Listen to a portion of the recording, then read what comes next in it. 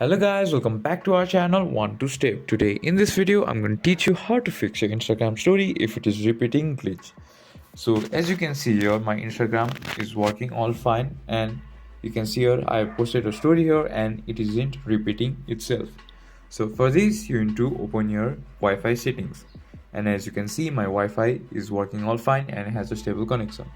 Second, you should update your Instagram. Go to your Play Store or your App Store and search Instagram and check if there is any update. If it is not, then you are all fine. You should also uninstall and reinstall your Instagram, then it will be working all fine. And if it's still not working fine, then go to your settings, go to apps and applications, click on manage apps and search Instagram, and click on stories and click on that is clear data on the bottom screen and clear cache and hit OK. It will be working all fine. And that's how you fix your Instagram story if it is repeating itself.